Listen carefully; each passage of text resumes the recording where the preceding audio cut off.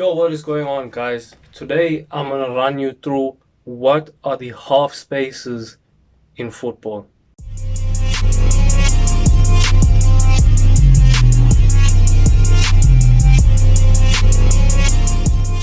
Okay, now firstly, a standard football pitch is broken up into 18 zones. Now, as you can see, half space. What does that, what clicks in your brain when you hear half space? Most likely it's something like the space in between two spaces. Now that is exactly what the half space is in football. It's the space between two spaces. But knowing what the half space is not enough. You have to know how to utilize it. Now I'm not going to get too in depth about it in terms of how teams like Man City or Liverpool use those half spaces. I can do that in another video. Today I just want to give you practical examples and show you what the actual half space is and how you would use it, like as to a standard, you can say. So let's get into it. So as you can see, I've got all 18 zones over here. You can see 1, 2, 3 up until zone 18. Zone 14 is a whole nother story. I can explain that in another video as well. But here are the two half spaces. As you can see over here, 1, 2. Now, firstly, what you have to understand, the half space doesn't just cover the attacking areas. It covers the defensive areas as well, all right through the pitch. So if you're setting up, for example, in a standard, let's say 4-3-3, your two central midfielders, which would be here, would utilize these spaces often, because half spaces are basically the little zones on the pitch where you are harder to mark and also you go and assist a teammate. For example, if you are number 10 over here in zone 14, let's just say, and you are Bruno Fernandes playing for Manchester United. Now you see on the left wing, someone like Marcus Rashford is getting boxed in by two players. So what would you do? You'd go into the half space to basically either get one player's attention or to give him assistance as an option to pass. So the half space, if he was then pulled by two, you would make that run or support him. So if you make that run, you force one of those players to go with you, which means he can drive inside now. So utilizing the half space is to add support as well as pulling opposition defenders away so that the man on the ball has enough space to make a decision whether to pass to another player or to come inside where the space has opened up.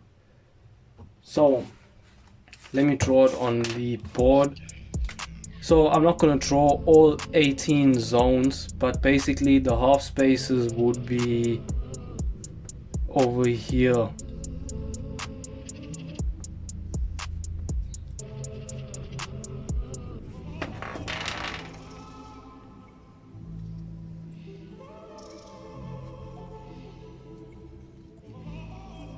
So basically these two areas are the half spaces. Now the half spaces are mostly utilized by what are called inside forwards. Now inside forwards, when you're looking at your teams, like for example if Manchester United use Marcus Rashford and Mason Greenwood on their wings, they don't necessarily play as wingers, they play as inside forwards. The main difference is they are strikers on the wing rather than being wingers. That's the main difference. It's like with, for example, Mohamed Salah and Sadio Mane. They are strikers who are on the wing, not wingers. They are on the wing, but the thing is they operate in these spaces Because if we're looking at Liverpool as an example, I've done an actual video on Liverpool. I'll link the description, or I'll put the link in the description where I explain how they come inside. But basically, if I had to summarize it in a nutshell, Firmino is here, two centre backs are on him, he drops. Sadio Mane and Mo Salah would be here. One of the centre backs would be pulled with Firmino, so then they just make that run inside. Mane, I can say, is more of a winger than Salah. Salah is a pure striker. Like, if you think back, how often do you see him on the wing crossing in? Not very often. Most of the time he's in that space there, looking to go inside, making a run inside so someone can feed him a cross in, or just get him behind and then you feed him a through ball. Basically, inside forwards, as well as if you're playing with a 4-3-3 and you got two number 8s, like I said before, that would be your midfield 3. Let me just take this out. That would be your midfield 3. So now, if your wingers are there, your strikers there, if your winger has the ball, let's say he has the ball here, what you have to do is drop into that half space and then receive and then keep the play moving. Essentially, what I like to call it is, you can almost say it's a link-up zone, because essentially you linking your midfield to your wing. So even strikers sometimes would drop into that. Like if it's a 4-3-3 and you don't have a false 9 as the main forward, if you just have a striker, your striker would drop into that half space to basically receive and support. That's basically what the zone is. It's basically, I would say, is to receive, support and disrupt. So if you're receiving, firstly, you'll just drop into that zone, but also when you're going to receive, that also disrupts a defensive back line. Because if you have a standard back 4, now he's gonna mark him. Now this center back will have to go with you as you go into that half space. Now what happens when these two defenders converge in that zone? Those other two defenders have to shift with them to keep that defensive line. So what opens up? If he has to move in there, he has to move in there. Space opens up over there. Space also opens up in that central zone if that center back doesn't close that space quick enough.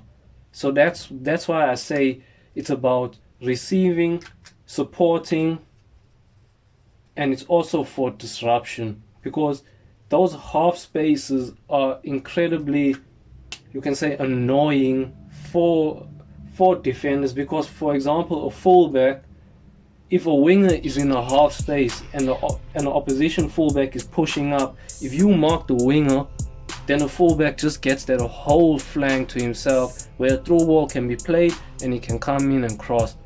Whereas if you stay on the flank to block out that fullback, then what happens is that winger, if he's not picked up by your central midfielder or holding mid, will be open. And then if he can come inside, you will have to come inside, then the fullback still has space. So that's why this half space is incredibly annoying for defenders, which is why Man City uses it so often.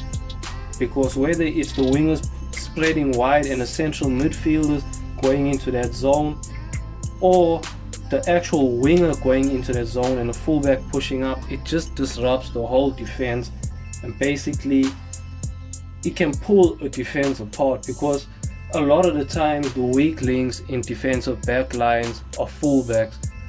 Fullbacks, especially in this day and age, are very attack minded. So when the line moves, sometimes they don't get back to close that space quick enough. Or if they tuck in too close to the center back, and then there's a massive open bit of space there where the fullback or opposite winger can just basically attack in. So that's the main thing with the half spaces. The main thing to remember, it's a zone where you receive, support, and you disrupt. So also, like with the Liverpool example, it's also a zone where you can get in behind quickly, especially if your striker drops and pulls someone. There will be a gap open and then you can go into that gap. It's why players like Marcus Rashford, Greenwood, Salah, Mane score so many goals, because if that striker drops and you can get into the half space, it's incredibly hard to mark that player, because as a fullback and a centre back, who goes to him? Because he's literally in the gap between you two, so your ball can't go to him, because then if you're playing with, for example, a 10, the 10 will just run into the space and then he's through on goal. So one of you all has to make a decision to either go to him or stay. Go to him or stay. But if either of you all stay or go to him, the space on the wing opens up anyway. So the opposition will have space. That's why the half spaces are so dangerous. So that's why, to basically summarize, the main thing to remember with the half spaces is you receive, you support, and you disrupt a defensive backline in that zone. It's also a zone to set yourself in as an inside forward, because it's the easiest zone to support the 10, but also to make a quick dart in behind where the 10 can supply you to go in and score. And just a counterpoint to that, it's why a team like United, Man United struggles against teams with a back five, because when you have a back five, you've got two center backs who can then go in to cover the half spaces, and then two central midfielders. If you're playing with a 5-3-2, then two central midfielders or the holding mid can come and cover as well. So then the half spaces are closed out completely, but you also have less attacking, output. So that means you're just going to sit and defend, which is why parking the bus is such an effective tactic, because if you can block those half spaces and you're deadly on the counter, you stop teams from playing. Perfect example, Man United, Man City. Watch the highlights. If you're playing and you have someone like Fred and McTominay, all they will do is, as the defensive line shifts, one of them will just slot in and form a back five, and then basically the half spaces will be covered. And in the end, it's harder to find space and play. That's why most teams, Arsenal do it very well. And an example is Arsenal against Man City in the FA Cup semi-final. All they did was cover that 18-yard box, cover the two half spaces, and City couldn't play. So that's the main thing. If you want to shut down players playing in a half space, a back five would do well, or a back four with two holding mids. So the holding mid, if the fullback gets pulled out, the holding mid just drops in, covers that space, and forms a back five anyway. So that's basically the half space in a nutshell. In future videos, I will explain how specific teams use the half spaces, and also the role of that false nine in utilizing half spaces, but also utilizing a false nine or a 4-3-3. But that will come in future videos. So I hope you enjoyed this video. If you did, hit a thumbs up, comment below if you have any questions about the half spaces, or if you want to see any other tactics or footballing perspectives. Subscribe if you like the videos that I'm putting out, and I'll see you guys soon.